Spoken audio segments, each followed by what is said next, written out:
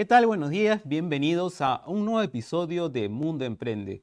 Hoy tenemos de invitado al especialista en comunicación corporativa y gestión social, el doctor Giuseppe Quiñones Romero. Con él vamos a hablar hoy día de diversos temas, en este caso de comunicación, resolución de conflictos y bueno, cosas digamos esenciales para poder resolver tanto en la empresa como en cualquier digamos entidad de comunicación. Bienvenido, doctor. Muchas gracias, Jan. Agradezco más bien la invitación a tu distinguido público. Hoy, el día de hoy, vamos a compartir algunas ideas justamente que es necesario revisar, es necesario tener en cuenta como parte de este tema tan importante que es la comunicación corporativa y la gestión social.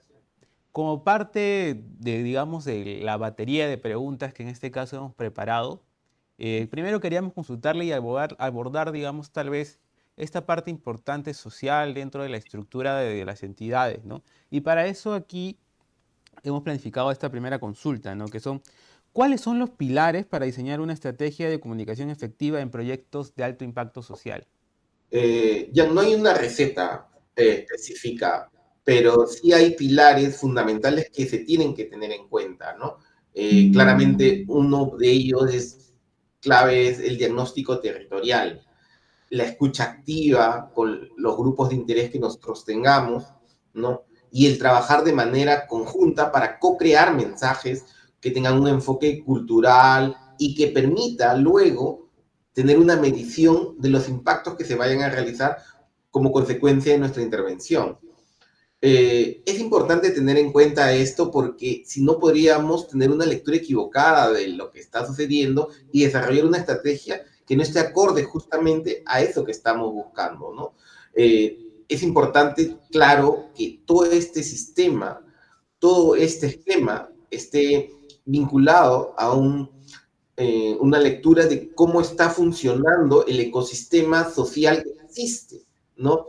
Es decir, qué tensiones existen a nivel social, expectativas, dinámicas, para ver justamente el tema de la viabilidad de construir ideas fuerza, mensajes clave y en sí una narrativa legítima, ¿no? Que esté acorde y conecte con los grupos de interés a los cuales nosotros Y, vamos a llegar. y en Un este caso, componente dentro... clave, y con esto paso a Ujú. la atención, es que tengamos claro que necesitamos una continua retroalimentación, porque podemos haber hecho un buen diagnóstico, podemos haber hecho una primera escucha activa, crear los mensajes junto con ellos y todo, pero si no fortalecemos y le ponemos mucho punche al elemento de retroalimentación, pues podemos estar fallando justamente en uno de esos pilares. Justo, doctor, me hablaba en este caso de la estructuración de narrativa, digamos, a partir de los diferentes, bueno, a partir de este enfoque social, ¿no? El primario. En este caso, y lo que yo quería consultar es en el sentido, digamos, de cuando existe un contexto en el cual, digamos, la entidad o empresa tiene que relacionarse con ellos. Entiendo, claro, la narrativa que tiene la empresa es una, pero en este caso para poder llegar a cada uno de ellos, en la actualidad más o menos usted a través de las redes sociales, a través, digamos, de nuevas herramientas, ha visto, digamos, una forma o tal vez podríamos decir un alivio de poder llegar mejor o de poder mejorar las narrativas. Justamente cuando hablábamos de la co-creación, uno de los temas que subyace allí es que no puedes simplemente venir con una idea y tratar de implantarla y tratar de implementarla sin tener justamente una co-creación de mensajes. Aquí es clave el fortalecimiento de la reputación. ¿Por qué? Porque la reputación, cómo llega, cómo se trabaja, cómo se gestiona, va a darme justamente el sustento para que aquellos elementos que yo esté proponiendo sean creíbles y la gente pueda asimilar.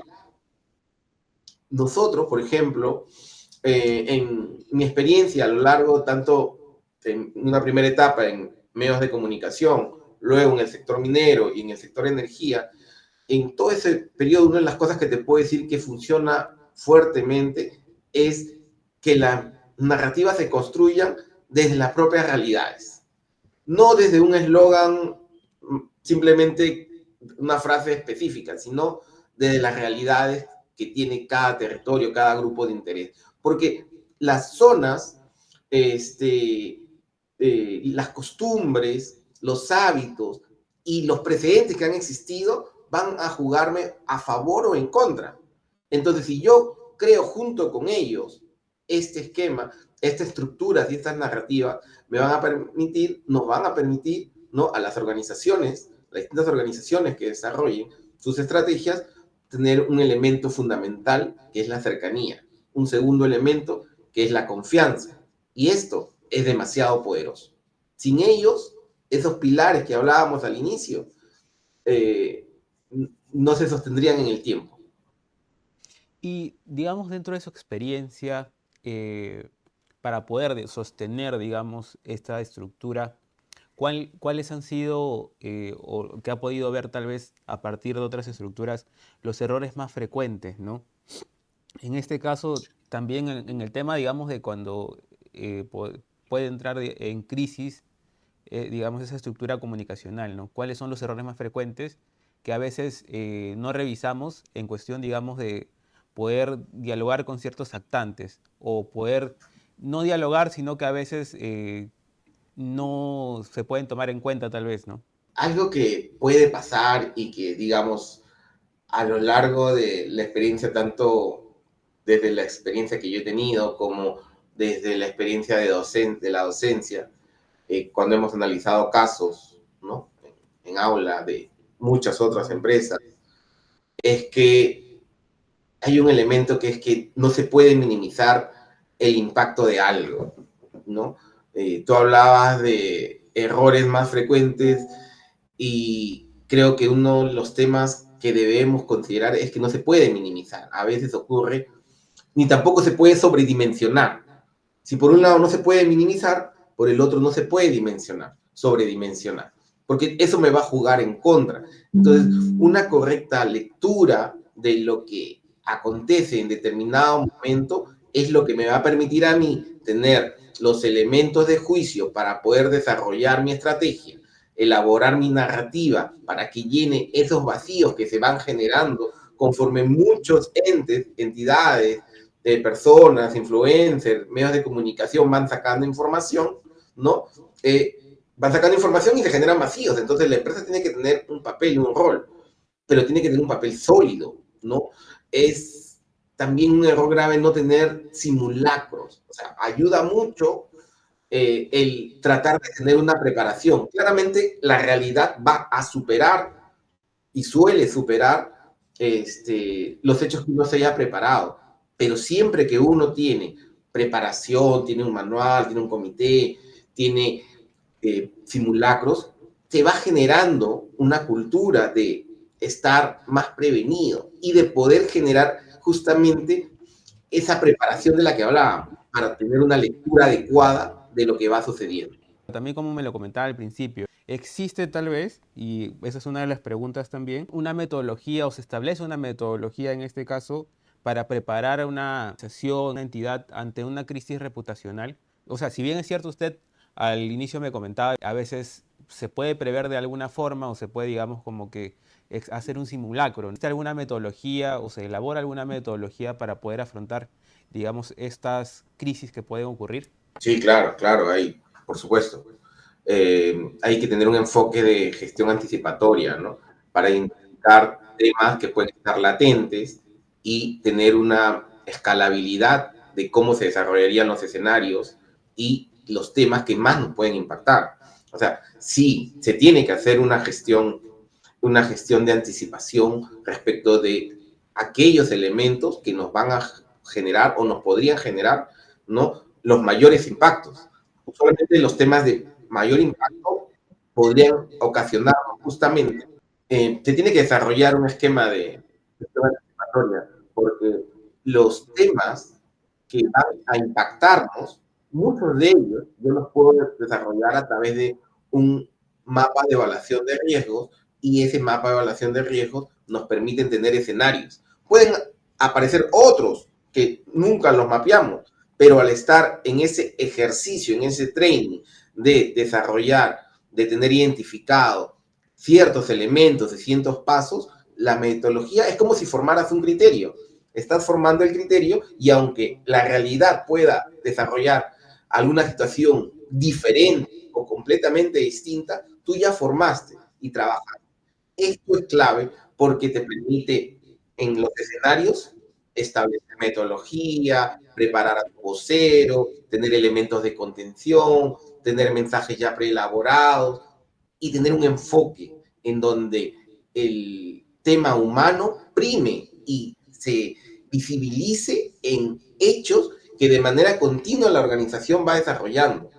Yo creo en que las simulaciones periódicas son clave y sirven y ayudan a tener manual y desarrollar simulacros y tener escenarios es fundamental. Y doctor, en ese caso, cuando existe, digamos, en coyunturas de alta presión mediática, o bueno, en contextos de alta presión mediática, donde la capacidad de resolución, digamos, por un lado puede ser inmediata o por otro lado, claro, como lo comentaba, ¿no? Existe esta estrategia planificada, ¿no?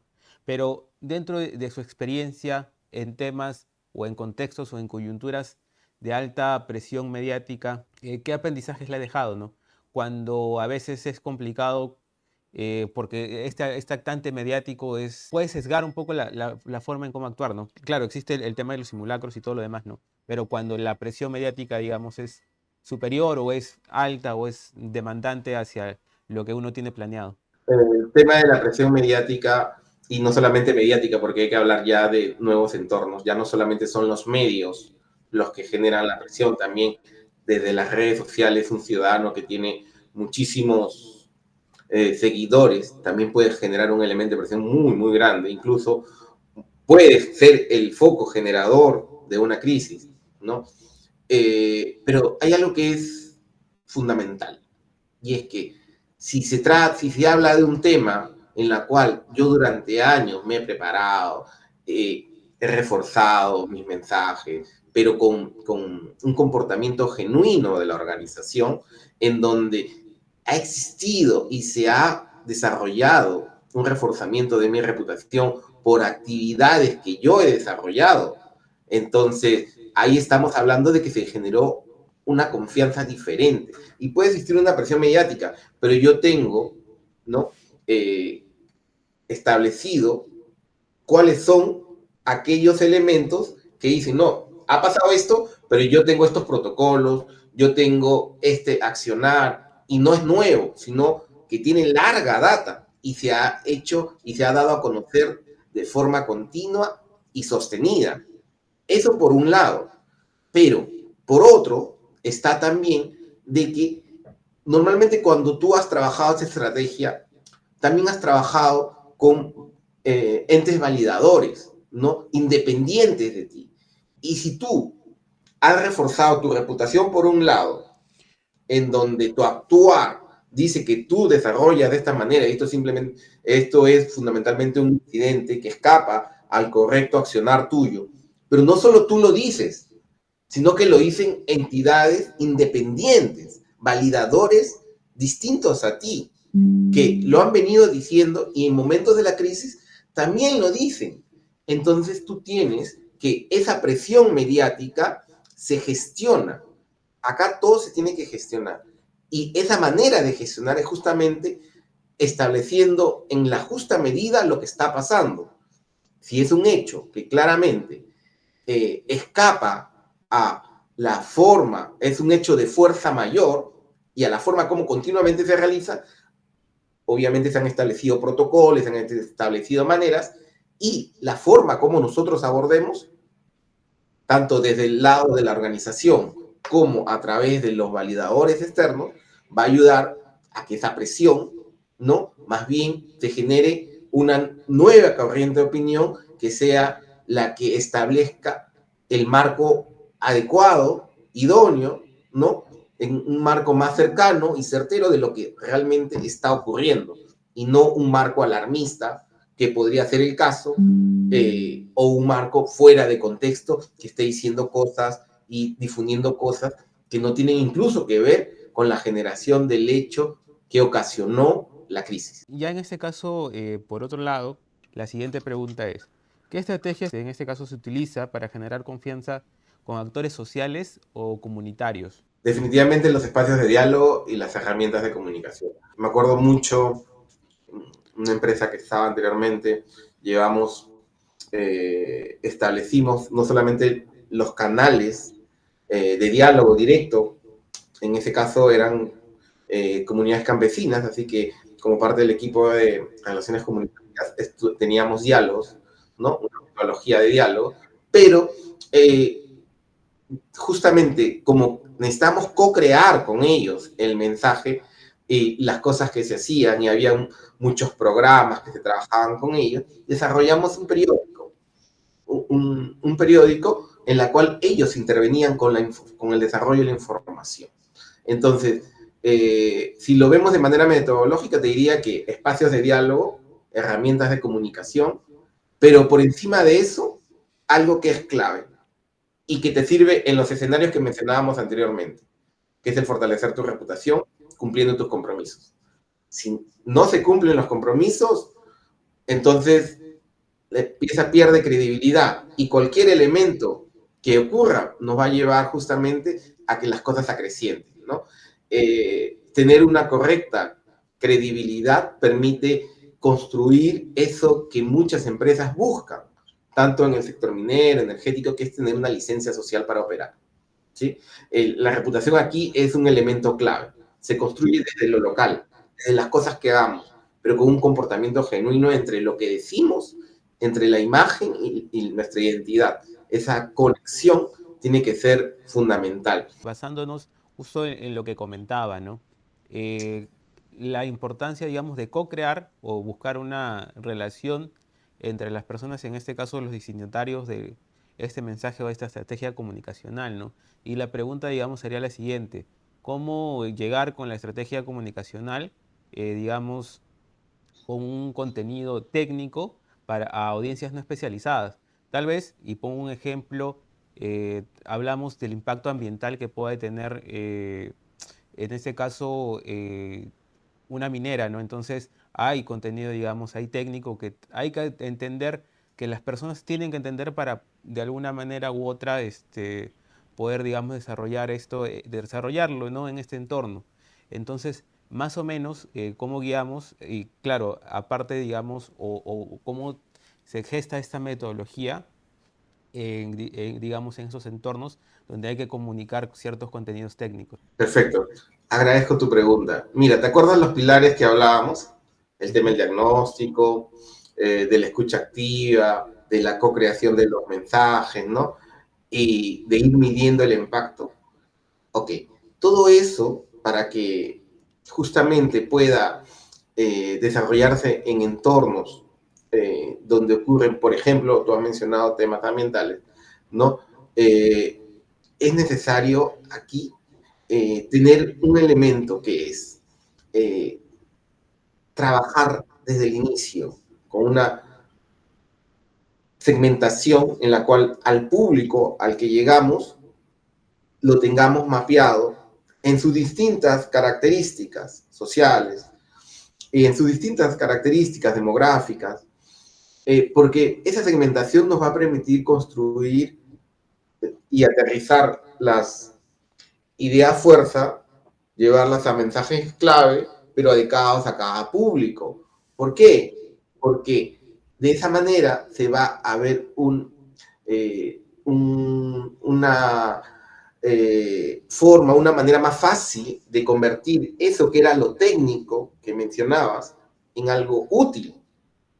Porque si yo convierto lo técnico en algo entendible y que yo lo vea útil para mí, para, en este caso, las distintas comunidades y los distintos grupos de interés, lo complejo y relevante que era gaseoso y etéreo se va convirtiendo en algo cercano. Y cuando yo tengo algo cercano, ya no se trata solo de, lo que ellos hablaban no lo entendía, no, al contrario, ya es parte de la narrativa. Entonces, no es que se va a simplificar un mensaje para que tenga pocos elementos o se omitan cosas, no va por ahí. Se va a decir el mensaje, pero se va a adecuar a los públicos y se va a buscar que ese mensaje sea cercano. Actualmente, de las cosas más llamativas que se trabajan a nivel de comunicación, como tú bien sabes, también eres comunicador, está el tema del storytelling, o Ujú. analogías visuales que conecten con las audiencias, es el tema de mostrar cada vez más historias testimoniales de los elementos que se van a desarrollar o que se están desarrollando y que permitan tener justamente ese elemento de cosas complejas, entenderlas, cómo se desarrolla, pero también de conectar, porque al conectar ya hay un vínculo y ese vínculo es el que permite, y volvemos a las preguntas atrás, fortalecer, desarrollar mi reputación y lograr justamente esa licencia social en este tipo de proyectos. Tal vez sí lo podría comentar. ¿Ha existido algún proyecto, digamos, que a usted durante su trayectoria le haya impactado o ha considerado un uso, digamos, excelente o una aplicación, digamos, excelente de las estrategias que ha podido realizar? Sí, bueno, el tiempo que estuve en el sector minero, el tema social, creo que una de las experiencias más gratificantes fue desarrollar justo un tema de un reasentamiento, ser parte de un equipo en la cual teníamos que gestionar un reasentamiento, era hacer todo un cambio, llevarlos desde un lugar a toda una población, convencerlos de que se tenían que trasladar, era un tema muy complejo, pero había demasiados beneficios para ellos, porque en las condiciones que estaban eran una situación precaria, las casas, las casitas, los hospitales, los colegios, los centros de salud. El otro lado, a donde se les trasladó, eran condiciones muchísimo mejores, de unas excelentes condiciones, muy buenas condiciones, pero había factores complejos, como por ejemplo, trasladar parte del cementerio, por ejemplo. ¿Cómo haces para trasladar un cementerio? Ellos no querían que querían irse justamente porque ahí estaban sus familiares fallecidos, ¿no? Sus ancestros. Era complicado. Entonces, se tomó la decisión en su momento de hacer el traslado también y de llevarlos. Fue un tema muy complejo, porque incluso hasta para moverlos era como tocar un tema de sensibilidades, pero hubo un fuerte trabajo Claro, un equipo ahí digamos multisectorial, existe ¿no? la forma, Con ¿no? De profesionales adaptarla. de distintas carreras, ¿no? Para trabajar con ellos, que se entienda, que se procese, que hay un convencimiento de todo esto y obviamente había la voluntad de la organización para que aunque eso no estaba dentro de la planificación inicial, como era parte inherente de la cultura de la localidad, se trabaja. Y de verdad que fue un gol, porque se generó una conexión muy grande entre la comunidad que vio que se tomaron en cuenta, ¿no? Y para eso viene el tema de las retroalimentaciones constantes y de los diálogos. Se tomaron en cuenta lo que ellos estaban proponiendo y lo que se necesitaba, ¿no?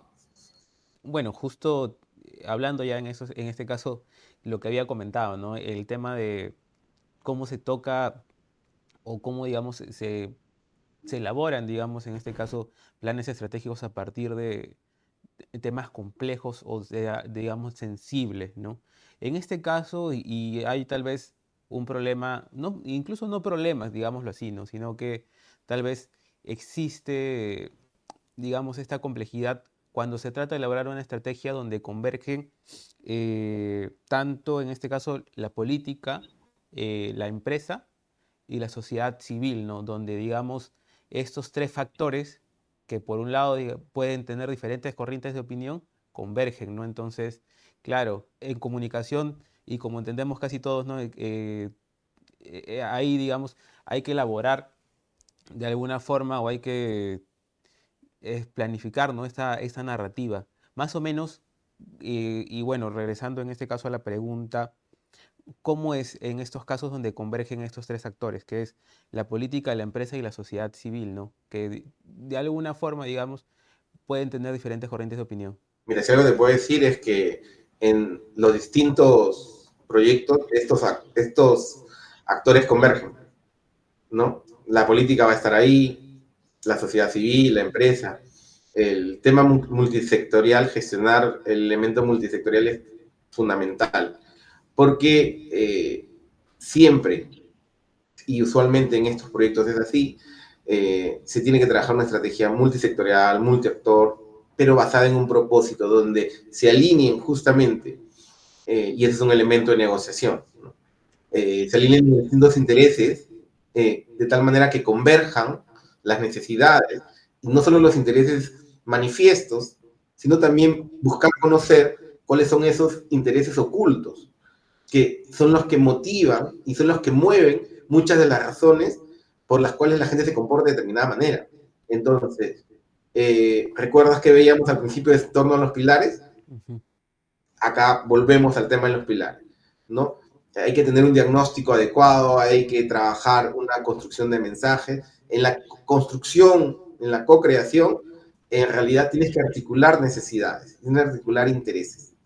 Y al hacerlo, te estás volviendo al elemento y te permite trabajar los políticos locales, con la política local, con las autoridades, tanto de las comunidades campesinas como distritales o regionales, ¿no? Porque ya es, aquí lo que se ve es el propósito, el beneficio. Entonces, si alineas los distintos actores en un mensaje que aglutine estos intereses de tal manera que sean viables desde distintos puntos de vista, porque hay muchos elementos que se consideran, si estos se aglutinan, se alinean, pues ese proyecto va a salir adelante. Y esa es una de las mejores maneras de desarrollar las cosas. Culminando la entrevista, ¿qué, digamos, qué importancia tiene la comunicación? Y digámoslo así como comunicación, digamos, en la generación de confianza entre entidades públicas y privadas, ¿no? Entre, digámoslo también, entes públicos y privados. Fundamental, porque sin dos entidades, sean públicas y privadas, que no existe una comunicación adecuada, al contrario, en vez de acercarse y de buscar comunicar para conectarse, al contrario, pueden estar continuamente disociados y eso no genera un bien para justamente los grupos de interés. La comunicación desde este esquema estratégico en la cual se trabajan los pilares que hemos ya mencionado, lo que busca y lo que va a hacer es justamente que tanto del sector público como del sector privado y los demás elementos, como los actores políticos, organizaciones no gubernamentales y demás actores que haya, ¿no? Pues trabajen de tal manera que se reduzcan las resistencias. Tú sabes que cuando llega un nuevo proyecto, una nueva obra, lo que se genera al principio son resistencias, ¿no? Entonces, la narrativa, que es cómo se construye desde la comunicación, lo que hace es justamente evitar y reducir esos niveles de confrontación, pero con evidencia, con confianza, con escucha, con acción. Obviamente pueden ocurrir errores, pero si hay errores hay que reconocerlos. No hay que contribuir a la desinformación, hay que reconocerlos, hay que clarificarlos con datos, porque la confianza y la reputación, y lo hemos visto creo a lo largo de toda esta entrevista, es lo que te va a marcar justamente esa conexión genuina con los grupos de interés. Y en este caso ya la última consulta, ¿no? Claro, los emprendedores, digamos, son un negocio que recién emerge. Es importante que por un lado, digamos, puedan considerar su estrategia de marketing, pero también en este caso sus estrategias comunicacionales, ¿no? ¿Qué recomendación le podría dar tal vez a un emprendedor? Claro, la estrategia comunicacional que tiene que tener en este, se le podría considerar tal vez de alguna forma primaria o tal vez elemental, ¿no? Es, digamos, en formas de estructura tal vez algo básico. ¿Qué recomendación le podría en este? Porque muchas veces vemos, claro, que no existe desde un emprendedor tal vez buena relación con algunas entidades públicas o tal vez también con algunas entidades privadas, ¿no? ¿Qué forma el emprendedor podría concientizarse sobre cómo actuar? Qué buena pregunta, sobre todo porque Hace unas semanas estuve por ICA, justo dictando una conferencia sobre este tema, en la cual abordamos la importancia de la comunicación para pymes. Solamente uno ve la parte inmediata, uno diría, no, trabajo en redes sociales, ¿no? Trabajo mi página web, desarrollo mis TikTok, dependiendo del rubro donde esté, qué sé yo. Elaboro en función del producto o servicio que tenga una estrategia inmediata. Pero en realidad, ahí la comunicación institucional es fundamental porque existen organizaciones que nos pueden servir como elementos apalancadores que nos catapulten de donde estamos a nuevos entornos. Uno de los ejemplos que mencionábamos durante esa conferencia, era que, por ejemplo, existen muchos programas de trabajo en donde se fortalece el desarrollo de las pymes, de distintas instituciones, sean desde el Estado, sean desde embajadas, de organizaciones internacionales. Entonces, articular ni tener una estrategia para ser un actor activo de eso, me va a dar una ventaja competitiva, porque me va a permitir acceder a proveedores de lo que yo ofrezca con mejores condiciones o facilidades para conectarme con proveedores que me den un mejor margen respecto de los productos que yo pueda ofrecer. Me va a permitir acceder de repente también a elementos de financiamiento al ser parte de determinados grupos. Me va a permitir también acceder a otras personas que se enlacen en la cadena de lo que yo pueda estar ofreciendo. Entonces, en realidad, la comunicación es fundamental, desde la empresa más pequeña hasta la empresa más grande. Solo hay que tener claro cuáles son los objetivos que voy a buscar con ella, cuáles son aquellos elementos que yo puedo desarrollar con ella y establecerme plazos retadores pero realistas. Poniéndome desde el lado del emprendedor, podría hacerse tal vez un poco reacio, digamos, a poder entablar vínculos con entidades públicas y todo lo demás. Claro, porque también usted menciona, y es algo que también se ve, ¿no? Oportunidades para las pymes, para las MIPES, que de alguna forma u otra, digamos, te ayudan, ¿no? A mejorar el desarrollo, digamos, de tu empresa, ¿no? Y que es algo muy importante. Bueno, básicamente, Permíteme, ese eran todos los... permíteme comentar simplemente para añadir un elemento adicional.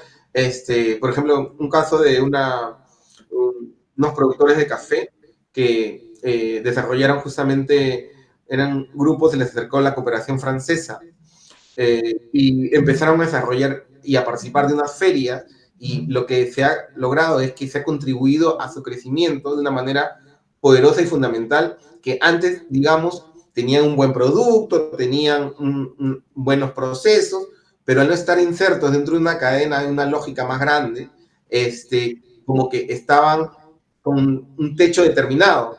El acceder mediante este grupo de esta cooperación, lo que les ha permitido a ellos es impulsar su crecimiento y ahora están en ferias a nivel de distintas partes del país o en Latinoamérica, ¿no? Bueno, haciendo, como lo comentaba hace un momento, ¿no? Un resumen de básicamente todo lo que hemos tocado a lo largo de la entrevista. Claro, por un lado hemos tocado el tema de estrategias comunicacionales también, qué hacer, digamos, ante ciertos, digamos, problemas o cómo podemos resolver ciertos conflictos que puedan existir, ¿no? Doctor, si quisiera dar algún mensaje final, tal vez también usted desea comentar para que lo puedan seguir en LinkedIn, para que puedan ver el contenido que usted publica, que es un contenido interesante. Sí, bueno, reitero el agradecimiento a tu programa, la verdad, muy agradecido por esta invitación y por poder tener este tipo de diálogo. Siempre es fructífero para todos, siempre es enriquecedor para todos. Creo que quisiera que nos quedemos con la importancia de entender cómo iniciar todo esto desde la etapa inicial en que hagamos un diagnóstico, desarrollar elementos de interacción, de relacionamiento poderosos, ¿no? Tener elementos de prevención y contención y de preparación para escenarios de crisis, pero sobre todo fortalecer nuestra reputación. Y la reputación no se construye cuando estamos en crisis, se construye cada día con nuestro actuar, haciendo justamente, cumpliendo con nuestra oferta de valor, haciendo lo que decimos que vamos a hacer, se genera confianza. Y eso es el elemento más poderoso para atender las situaciones. Por último, a aquellas personas que deseen seguirme en LinkedIn, ahí les voy a dejar a través tuyo mi enlace para que puedan ahí estar siguiéndome. Ahí estoy compartiendo algunos contenidos sobre este y otros temas de comunicación y gestión social que considero relevantes justamente para poder contribuir con el debate. Muchas gracias, doctor, por la conexión y nos vemos hasta otra oportunidad. Somos mundoemprende.p, el primer medio de comunicación que difunde información profesional a emprendedores. Síguenos en todas nuestras redes sociales y comparte esta información.